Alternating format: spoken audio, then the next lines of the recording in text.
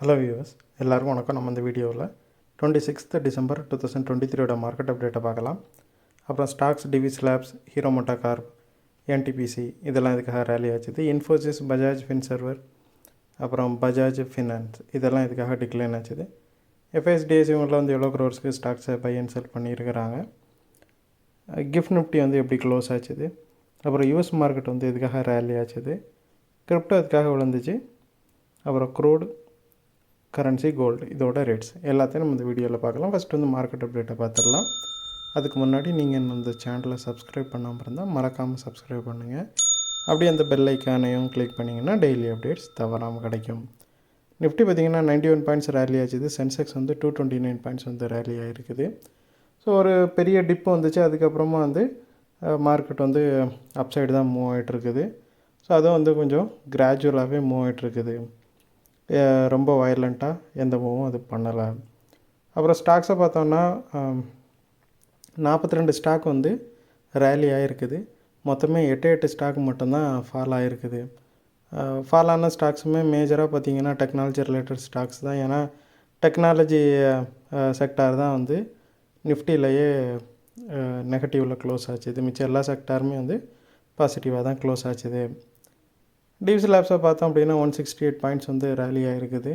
ஃபஸ்ட்டே சொன்ன மாதிரி எல்லா செக்டாருமே நல்லா ரேலி ஆச்சுது. அதில் பெஸ்ட்டு ரேலியான செக்டார் பார்த்திங்கன்னா ஃபார்மா செக்டார் தான். நிஃப்டியில் ஃபார்மா இண்டெக்ஸ் வந்து நல்லாவே ரேலி ஆச்சுது. ஸோ அதனால் டிவி லேப்ஸும் நல்லா ஒரு 4.56% வந்து ரேலி ஆகிருக்குது. அப்புறம் ஹீரோ மோட்டோ கார்பை பார்த்திங்கன்னா ஒரு 131 பாயிண்ட்ஸ் வந்து ரேலி ஆகிருக்குது. ஸோ அதுக்கு ரீசன் என்னன்னு பார்த்தோம் அப்படின்னா மோதிலால் ஆஸ்வால் வந்து இதுக்கு பை ரேட்டிங் மெயின்டைன் பண்ணியிருக்கிறாங்க. அவங்க வந்து ஸ்டாக்கோட டார்கெட் வந்து 4480 வரைக்கும் போகும் அப்படிங்கிற மாதிரி சொல்லியிருக்கிறாங்க. ஸோ இந்த பாசிட்டிவ் நியூஸ்னால் ஹீரோ மோட்டோ கார்ப் பார்த்திங்கன்னா 6 இயர்ஸ்க்கு அப்புறமா வந்து 4000 தாண்டி இருக்குது.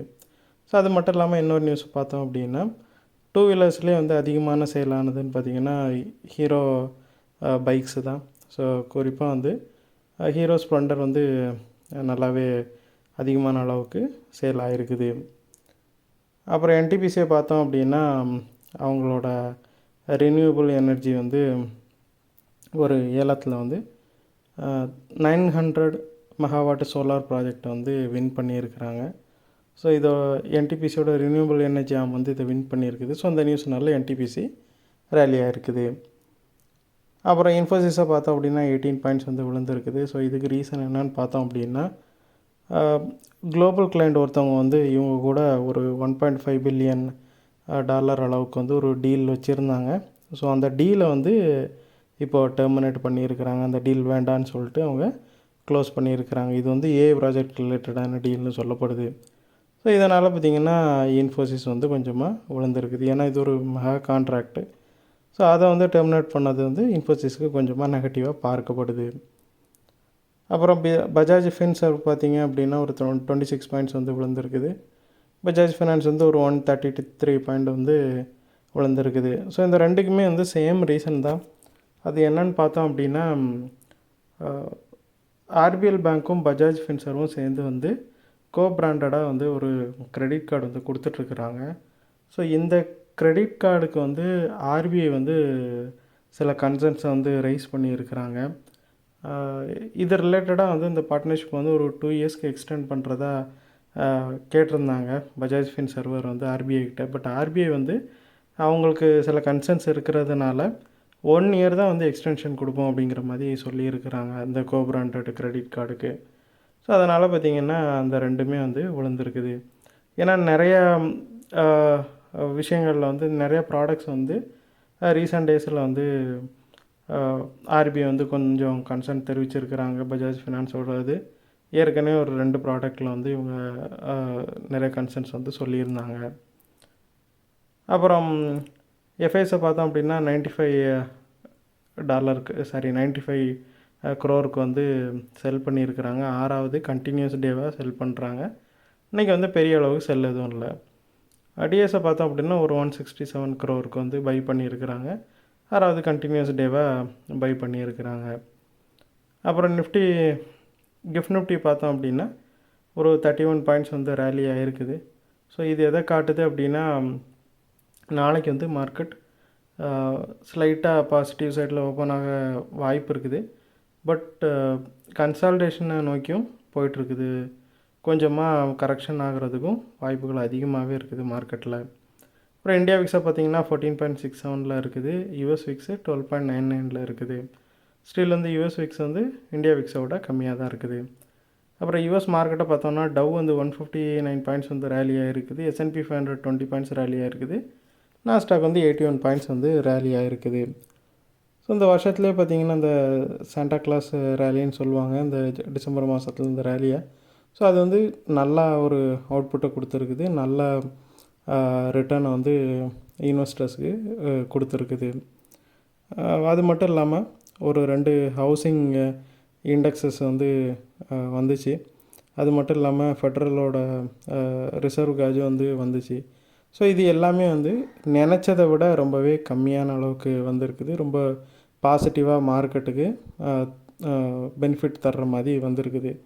ஸோ இதனால் பார்த்திங்கன்னா மார்க்கெட் வந்து நல்லாவே ரேலி ஆச்சுது. அப்புறம் கிரிப்டோ பார்த்திங்கன்னா பிட்காயின் வந்து 1255 பாயிண்ட்ஸ் வந்து இறங்கி இருந்துச்சு கிரிப்டோவில். ஸோ பிட்காயின் வந்து இறங்கினனால எத்திரியும் ஒரு 50 பாயிண்ட்ஸ் இறங்கியிருக்குது. பினான்ஸ் மட்டும் பார்த்திங்கன்னா ஒரு 30 பாயிண்ட்ஸ் ரேலி ஆகிருக்குது. முக்கியமான காரணம் பிட்காயின் விழுந்ததுக்கு பார்த்தோம் அப்படின்னா ப்ராஃபிட் புக்கிங் ஒன்று. ஸோ அது மட்டும் இல்லாமல் கொஞ்சமாக வந்து கிரிப்டோ மார்க்கெட்டே வந்து கன்சால்டேஷனில் இருக்குதுன்னு சொல்லிக்கிறாங்க. அது மட்டும் இல்லாமல் டெக்னிக்கலாக பார்த்தாலும் 43,000 வந்து ஒரு ஸ்ட்ராங் ரெசிஸ்டன்ஸை வந்து பிட்காயின் ஃபீல் பண்ணுது. ஸோ அதனாலே அது கொஞ்சமாக டெக்னிக்கலாகவும் விழுந்துட்டுருக்குது. அப்புறம் க்ரூடை பார்த்தோம் அப்படின்னா ஒரு 1.38 வந்து ரேலியாக இருக்குது. 80.45 இருக்குது. 72-73 வரைக்கும் போனது வந்து இப்போ மறுபடியும் பவுன்ஸ் பேக் ஆகி வந்துட்டுருக்குது. ஸோ இது வந்து இடையில பார்த்தோம் அப்படின்னா அந்த ரெட் சீல அதாவது ஷிப்ஸ் மேலே வந்து ஒரு கார்கோ ஷிப் அதாவது கண்டெய்னர் கொண்டு போன ஷிப் மேலே வந்து ஒரு அட்டாக் நடந்துச்சு. அப்புறம் வந்து இஸ்ரேல் ஹமாஸ் இடையேயான அந்த டென்ஷன் வந்து இன்னும் பெரிய அளவுக்கு குறைஞ்ச மாதிரியும் இல்லை. அது மட்டும் இல்லாமல் அங்கோலா பார்த்திங்கன்னா ரீசெண்டாக வந்து ஓபக்கில் வந்து எக்ஸிட் ஆகிருக்கிறாங்க. ஸோ இந்த மாதிரி நிறைய ரீசன்ஸ் வந்து சப்ளையை வந்து கொஞ்சமாக டிஸ்டர்ப் பண்ணுமோ அப்படின்னு மார்க்கெட் வந்து கொஞ்சமாக பயப்படுது. சப்ளை குறைய வாய்ப்புகள் அதிகமாக இருக்குது. அதனால தான் பிரெண்ட் வந்து ரேலி ஆகிட்டுருக்குது. அப்புறம் கரன்சிஸை பார்த்தோம் அப்படின்னா USD வந்து 0.05 ரேலி ஆகிருக்குது. யூரோவும் பிரிட்டனோட பவுண்டும் 0.17 வந்து ரேலி ஆகிருக்குது. அப்புறம் கோல்டை பார்த்தோம் அப்படின்னா 2077 இருக்குது. 11 பாயிண்ட்ஸ் வந்து ரேலி ஆகிருக்குது. ஸோ கோல்டு வந்து ஸ்டில் ஃபெட் வந்து ரேட்டை கட் பண்ணுவாங்க இன்ட்ரெஸ்ட் ரேட்டை நெக்ஸ்ட் இயர் ஸ்டார்டிங்கில் அப்படிங்கிற ஒரு ஹோப்பில் கோல்டு வந்து ரேலி ஆகிட்டுருக்குது. இந்த வீடியோவில் உங்களுக்கு கொடுத்த இன்ஃபர்மேஷன்ஸ் எல்லாம் கண்டிப்பாக ஹெல்ப்ஃபுல்லாக இருந்திருக்கும். நான் நம்புறேன் இது உங்களோட ஃபியூச்சர் ட்ரேடிங் செஷன் கண்டிப்பாக ஹெல்ப் பண்ணும். இந்த வீடியோ உங்களுக்கு பிடிச்சிருந்துச்சுன்னா லைக் பண்ணுங்கள், ஷேர் பண்ணுங்கள், மறக்காம சேனல் சப்ஸ்கிரைப் பண்ணுங்கள். அப்படியே இந்த பெல் ஐக்கானை கிளிக் பண்ணிங்கன்னா டெய்லி அப்டேட்ஸ் தவறாமல் கிடைக்கும். தேங்க்ஸ் ஃபார் வாட்சிங். Keep supporting. தேங்க்யூ.